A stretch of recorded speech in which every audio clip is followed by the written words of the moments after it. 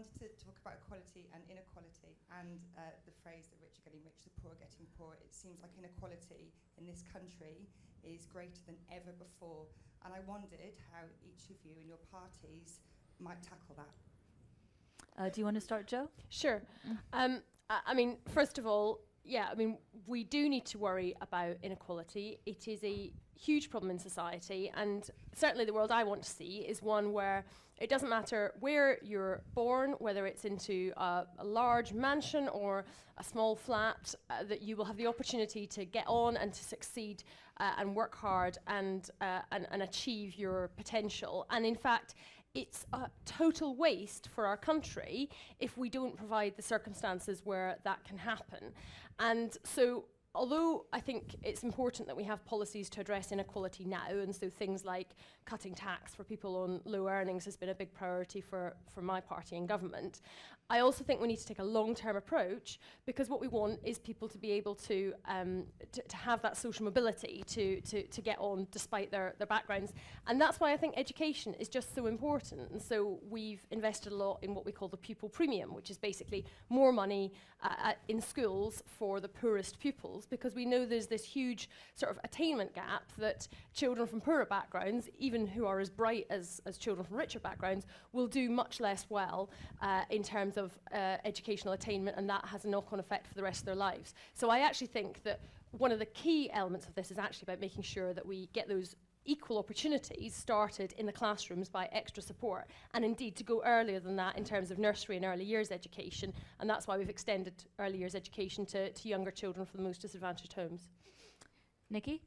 Well, thank you very much. Firstly, can I thank Red for hosting tonight's event? I think it's truly encouraging to see you all here, and fascinated. I think all three of us were fascinated to hear your questions, and I suspect that all at some point are Red readers or have been Red readers when we've had time to actually look at magazines.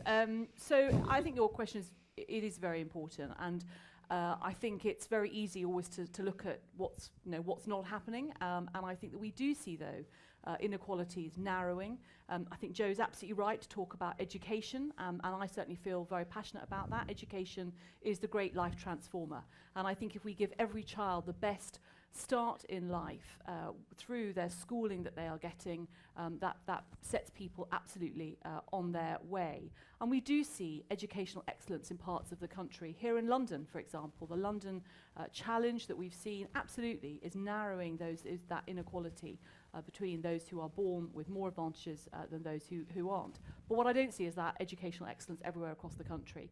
And that's very much what I would want to do in the next Parliament, is to make sure that regardless of where you're born, we have 70% of children, for example, in Trafford are getting 5 A-star to C at GCSE, which is one of the measures that we look at. That's about 32% or 35% in Knowlesley, just down the road. And so we can't have those educational inequalities. But also, this time last year, I was preparing for the budget. I was a Treasury Minister. And we do see inequalities in income. That gap is narrowing. We do see there are fewer children, for example, in workless households. Having a job is one of the great ways to make a difference and to make sure that household income is there and to provide security for people's families. That's been a great success of this government, has been the job creation. But there is always going to be more to do, and I suspect that's one of the lines you'll hear a lot tonight, is there's been lots of progress over the years under governments, but actually there's still much more to do. And I think you've hit on one of the key issues where we've seen that inequality narrowing, but there is, of course, always more to do. Yvette?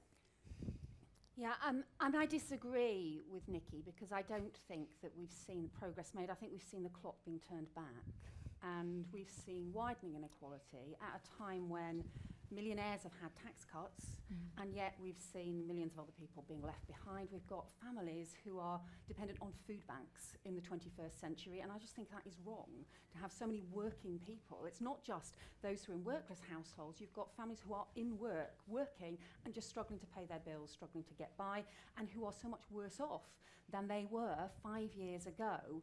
And I think it is deeply unfair to have a government which turns its back on things like the exploitative 0 hours contracts, or families who are really struggling with juggling multiple jobs at a time when childcare costs are soaring. There are so many areas in which I think we've seen greater injustice and widening problems in terms of women's equality as well, because of the £26 billion that George Osborne has raised in tax and pay and benefit changes over the course of the Parliament, £22 billion of that has come from women, even though women still earn less and own less than men. And I just think that is unfair. So yeah, I think there is a lot we can do about it. For example, we should be increasing the minimum wage. That would help a lot of working women across the country. We should be dealing with getting rid of the exploitative 0 hours contracts. We should be increasing the top rate of tax so that people on the highest incomes pay more. We'd have a mansion tax and put that money into the National Health Service. So many different ways that we can actually address some of the widening inequalities.